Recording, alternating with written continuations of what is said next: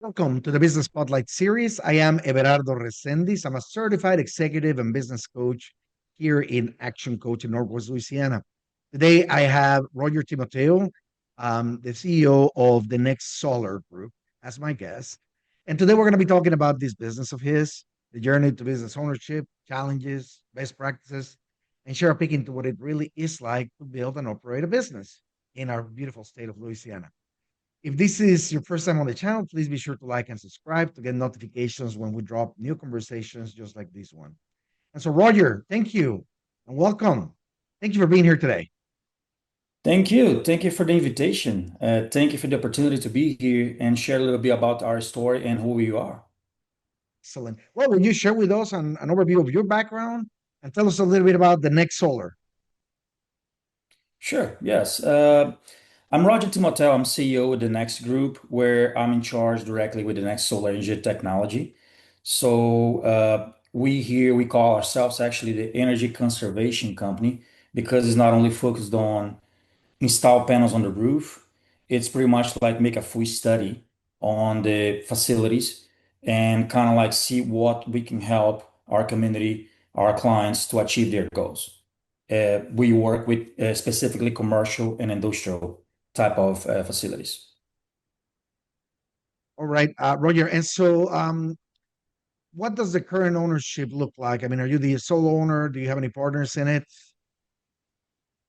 Well, Investors? no, I have under the umbrella of the entire group, we should do real estate, solar, and security technology involving AI, but under specifically the umbrella of the Next Solar, uh, I have another business partner and not investor. Well, $2,000 investor. He started with $2,000 investment at the very beginning, and yeah, I can call him investor and business partner. There you go. Well, that's how it works, right? Yep. You need to get the help where you can find it. And Yeah. so, tell us a little bit about the role that you have in this business of yours. Yeah, I'm CEO. Initially, like any very small business, I was CEO slash marketing slash sales slash administration slash everything else slash All closeout the people. different hats that you need to wear. All the hats pretty much. And then now with a real CEO job, I oversee the operations. I have my entire team, very dedicated, and I call them as a family. And I'm wearing the role pretty much like of the visionary, right? I call myself as a visionary and the leader, and I have the integrator, which is the operational side of the business, and I'm more most of the time involved on what is the next thing, what is the new thing, what is the ahead the game kind of situation we can bring to our clients. So it's what I like to do, is what I love to do, and that's what I do. So, I mean, you did mention that, of course, being a small business as CEO, you wear many hats and you oversee the operation. And so, at this point, I always like to ask, how do you balance that? Like, how much of your time is dedicated to the day-to-day requirements of the business, and um, how do you make up time to really do the part that you really enjoy, which is putting that vision casting forward and thinking about the future of the business? Well, the time is very tricky. Maybe 24/7 with the brain not stopping, which is not my goal. I need to slow down a little bit, but physically in the computer and like acting, I would say, my day start pretty much like around 7 o'clock in the morning. And I'll go all the way to sometimes 10 at night, sometimes 8, sometimes 11. Of course, I decided also, take care of myself and have my exercise and activity in between. I take an hour and a half every day. And of course, I have to separate some time for my family. Saturdays, I usually work half of the day as well. So I probably 60 to 70 hours a week, I would say, Wow. kind of give or take. Even when I'm traveling, I budget, even on my vacation, I'm budgeting some time in there so I can make sure that I'm producing a little bit.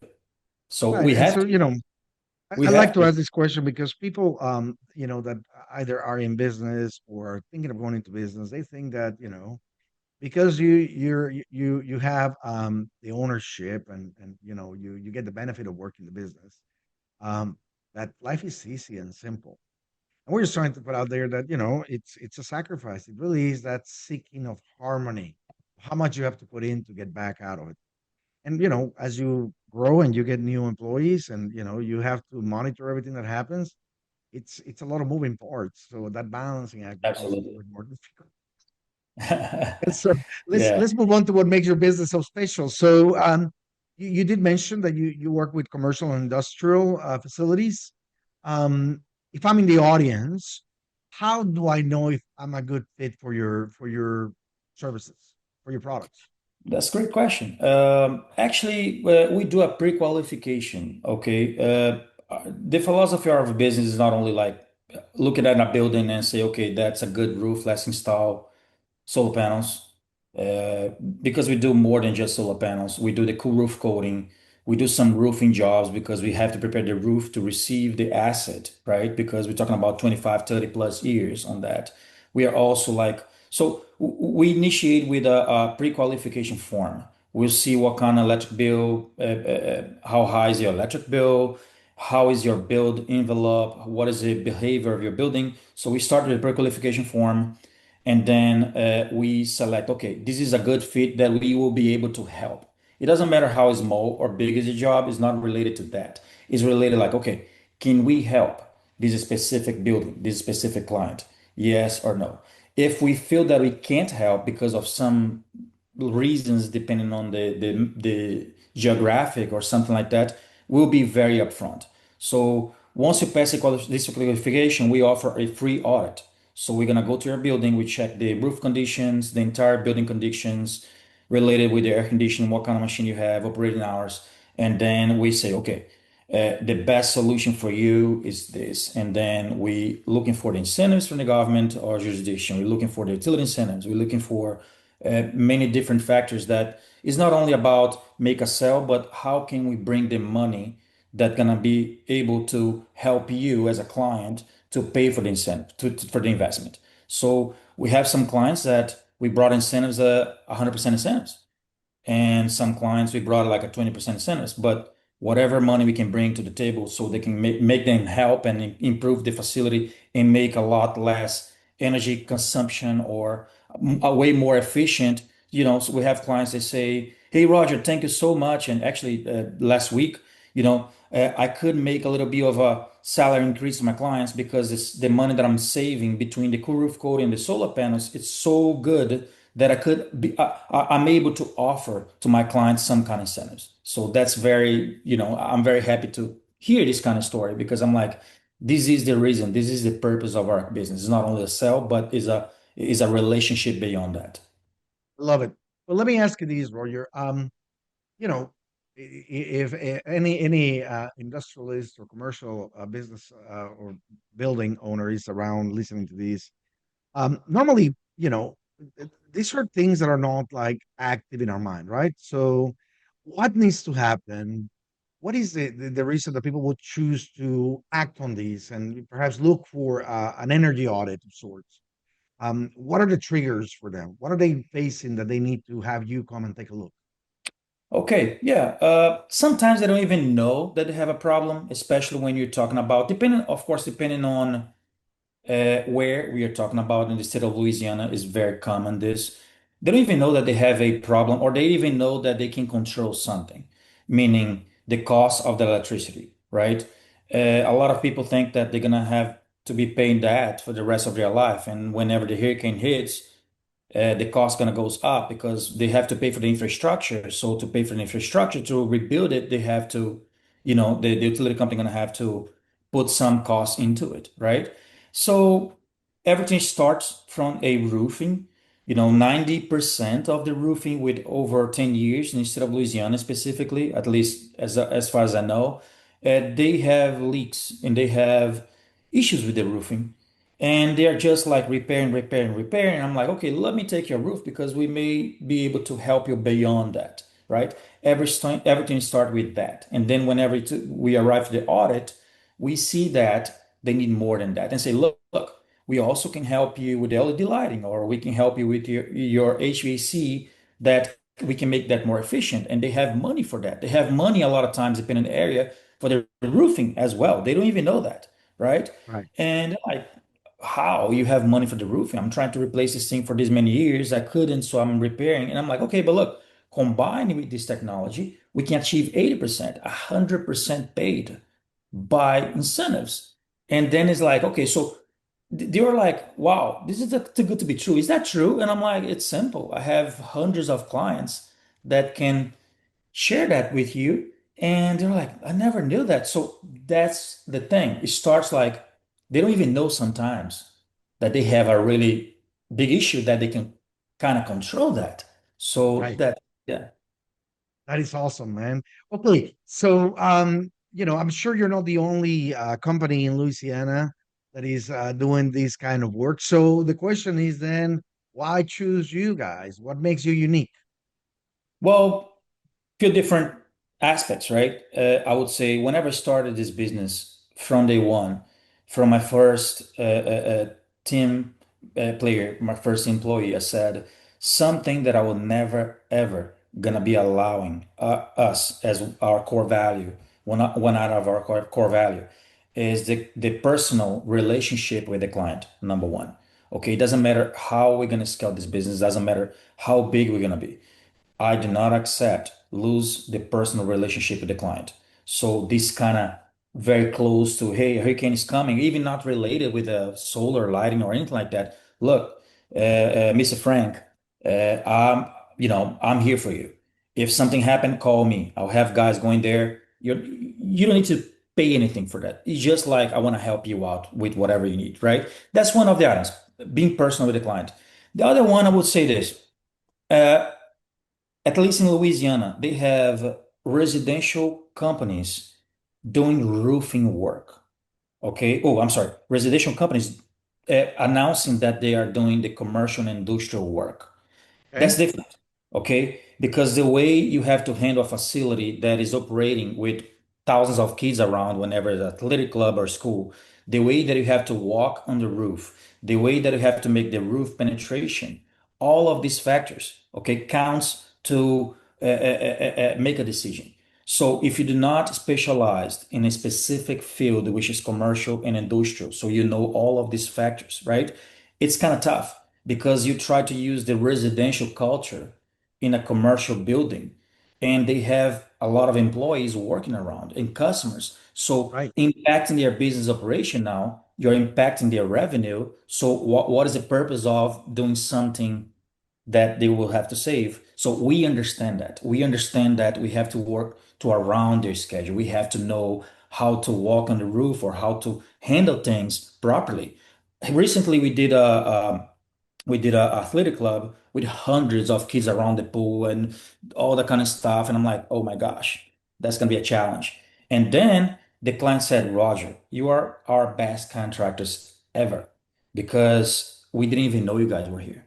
So that was like we make our goal happen, There you go. so actually he recorded that for us. He recorded an interview for us, and I'm like, wow, that's the purpose. So I would say this is a very unique aspect because everything else is technical. If you have an engineer, if you have equipment, if you have knowledge, if you have these and this and that, you make it happen. But how you handle that is a secret. There you go. That's the secret recipe. Okay, Yeah. and so what is one thing you wish more people knew about the next solar? We are a full package, as mentioned a little bit before. We are all the way from audits. It's like a doctor appointment, and we go really deep into it, meaning we present a full report. Even if they don't make business with us, they will see like, oh, okay, so this is what I'm looking for. This is what, at least, this is what I need to improve, if not now, in the future with our business, right? And then they stop with us and we tell them what they need to do. If they don't have the money, we bring the financing options. So we bring the capital as well. We bring the incentives. We implement the service. We maintain the service. So we are there for the entire aspect of the business, not only like, hey, this is your bill and pay it and we gotta go, right? Right. We are there for the entire business model. Oh, here can come and we need help because my adjuster or the roof or this or that. Amazing. I have my own adjuster that I bring over there free of cost to help and make sure that the insurance will not be unfair. So we do all the way above and beyond. Well, Roger, this leads me to marketing. Because um, this is something that is vital for every business out there. And it's an area that often people struggle with.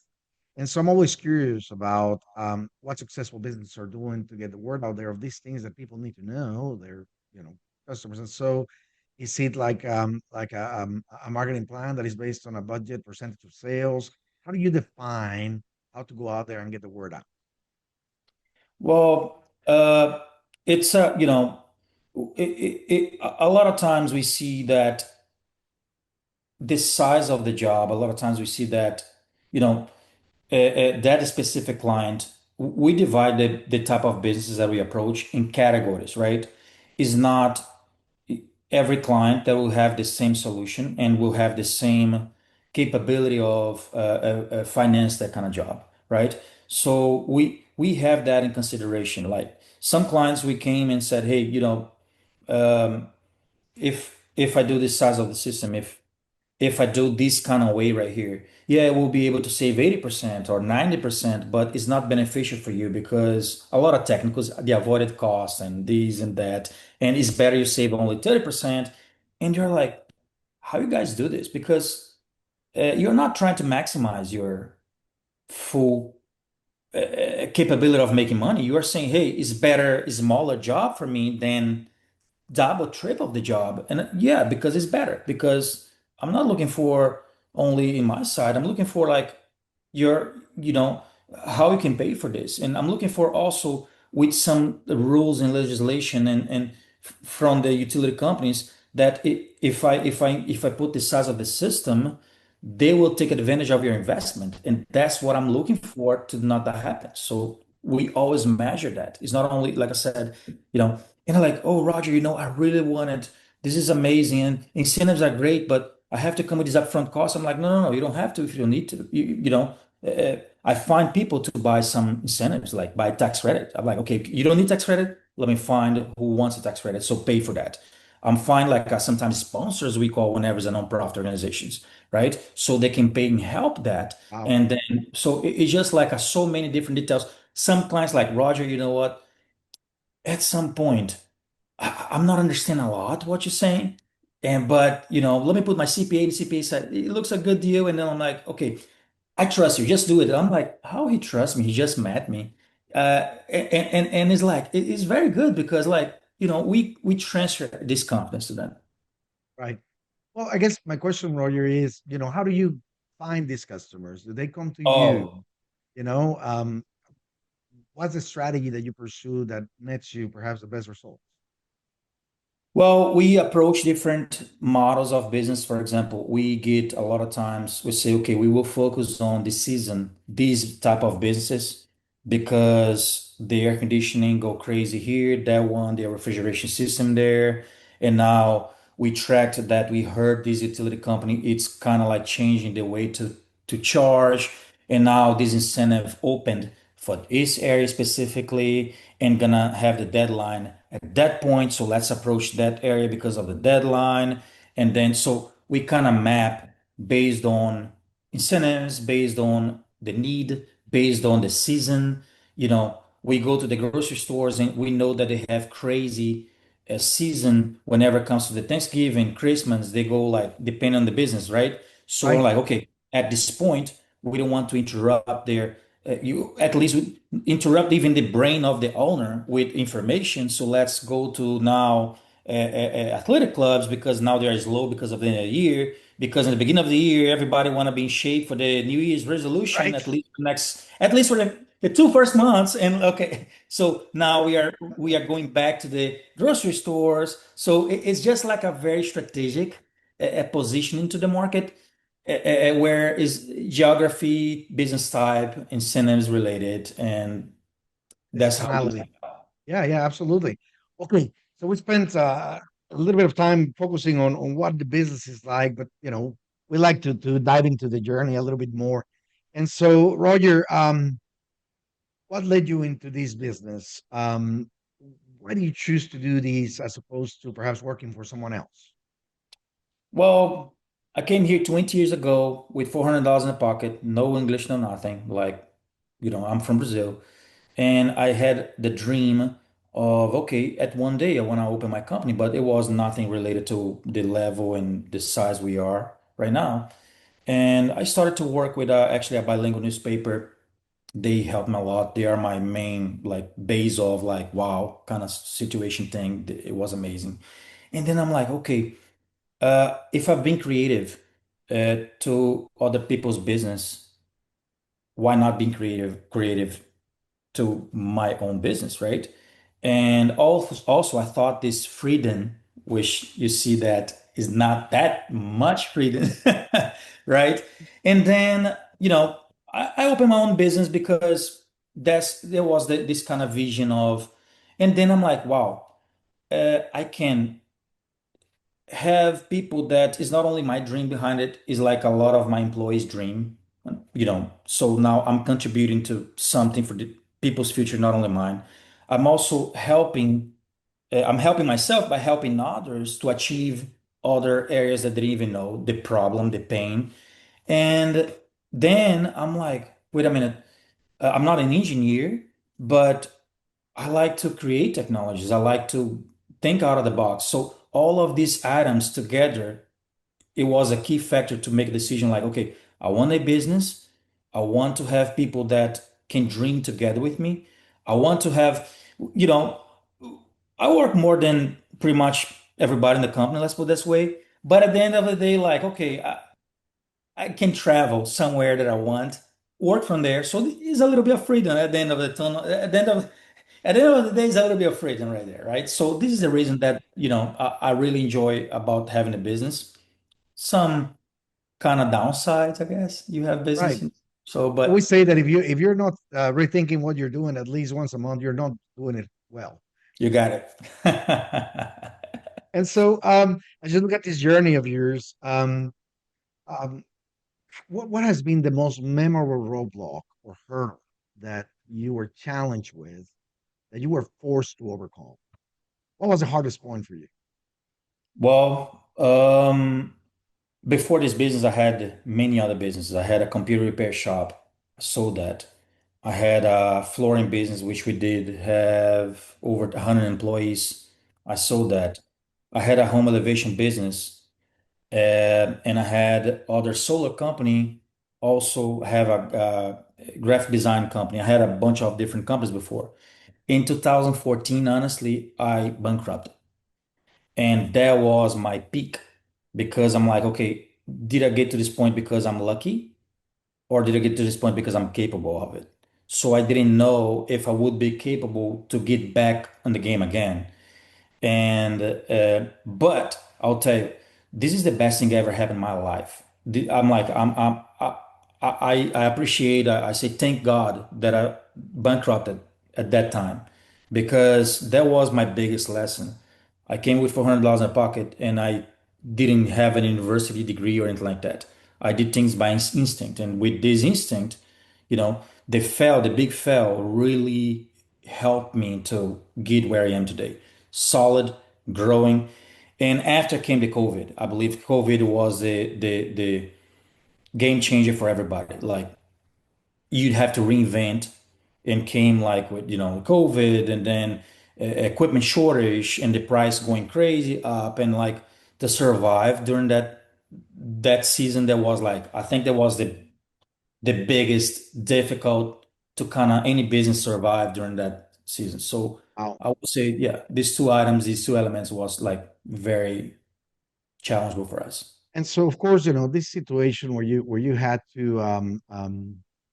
you know, I'm going to say it this way, but you had to accept defeat, right? That's what bankruptcy does, right? That you've stretched too far, and so you had to reset, right? So, what kind of impact does it have on you that you had gone through this experience? Well, first of all, separate who is really with you and who is not, because it's simple and easy. Whenever you are great, everybody's around. Say, "Oh my gosh, you are, you are, you are," and then whenever happened like that, I'm like, you really see, oh, that and that and that. Number one. Number two, uh, to learn from the mistakes and see the reason why that happens. And I think I did a pretty good job learning that, right? And so when you are in that hole that you don't see any way to get out of it, right? It's just pretty difficult to put your head back and say, okay, let's start over. But during that pretty difficult times, I saw who was with me and supporting me, and you say, hey, you're gonna get again, you're gonna get again, and I'm like, all right. So I went to work driving Uber to kind of eat. And some people give me like the mental side. And then I'm, you know what?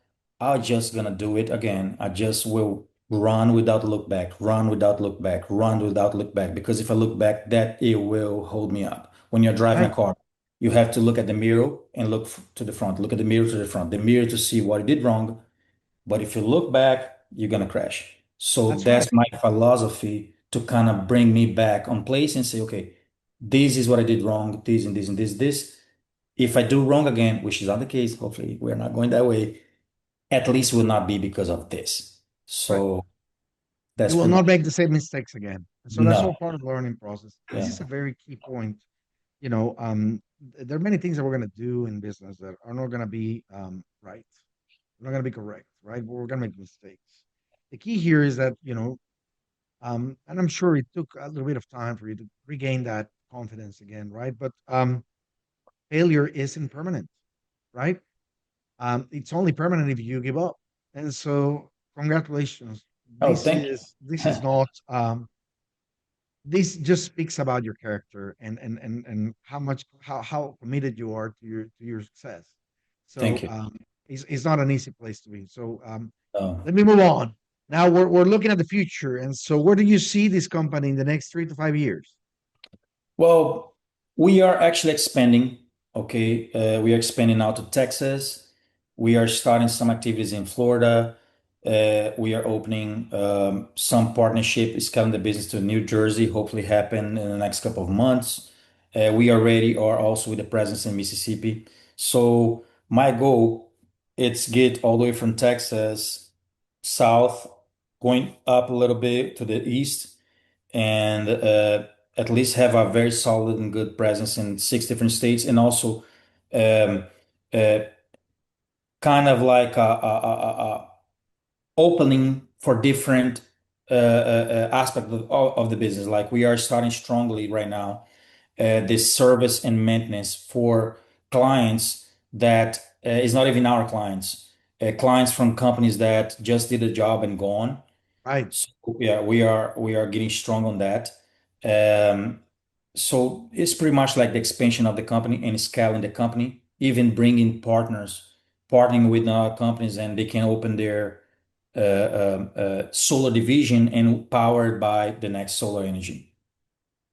So the next Love it. 5 years, hopefully, we can be at least in 5 to 7 states. That's the goal.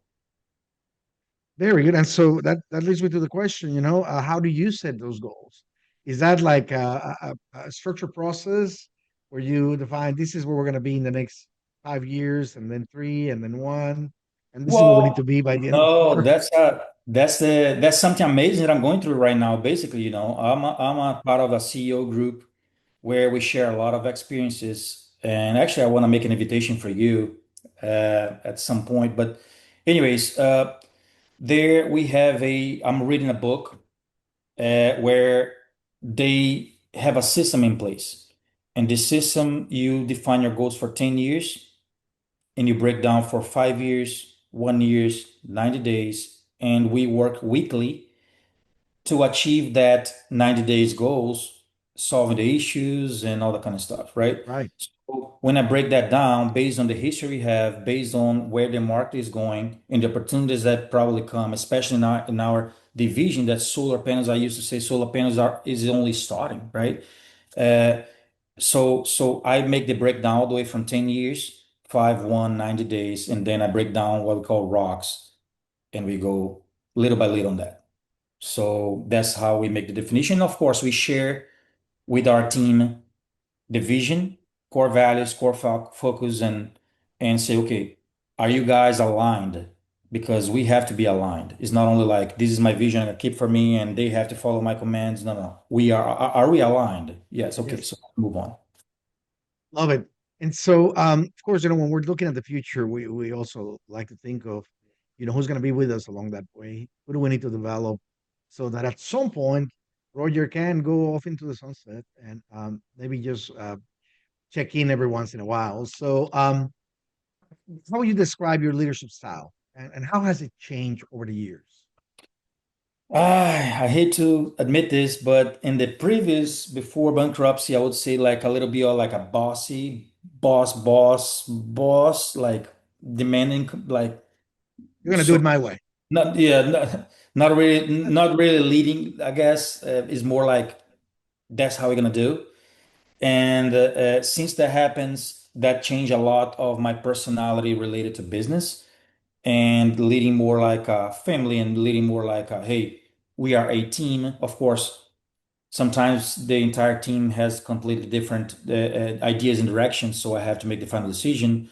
Now, my goal is like, as a visionary, is put my vision together for everybody and lead by inspiring, right? Of course, we have that kind of bossy style inside of the business company because that's when it's like follow these guidelines Right. here, right? But my leadership style today, it's I would say more like a leading vision and going that. Sometimes we have to jump on it a little bit and make things There is happen. a place for all these, right? There Absolutely. is a difference between leadership and management, and management is about getting things done. Leadership is about enrolling people to inspire them so they can get going. But there's a place for both of them, right? Um, and so we have certainly covered a lot of these in a lot of the background on this in this conversation today. And for those people who are watching, I highly encourage you to save these and come back a few times for an additional watch. There's a lot of great nuggets here. And so as we begin to wrap up, Roger, I have a few rapid fire questions, right? So quick top of head answers for each, okay? Sure. What is the key to success for you? Well, do for others what you want to do for yourself. Golden rule. I'm sorry? We call that the golden rule. Oh, golden rule. That's what I say. You know, if I do for you like I want for me, I think that we got something there. There you go. What is one piece of advice for other business people out there? Never give up. I think that's very clear. What is one book that you're reading now or that you have read that you think everybody in business should have get a hold of? A lot, but let's say the Bible is the number one for me because the entire life lesson is there. You Teach know, me the everybody, Bible? Yes. yeah, the Bible is number one. Now, Traction by Gino Wickman is Yes. actually where I'm being more professional and get this leadership side. So Traction is the book that for the third time, by the way. So, Very good. Very good. And so, if you had to choose only one area of your business you could immediately improve tomorrow, what will that be? hmm. Uh, one area of my business. We have a few. Yeah. Well, I think, um, man, one area of the business that I would improve. I would say,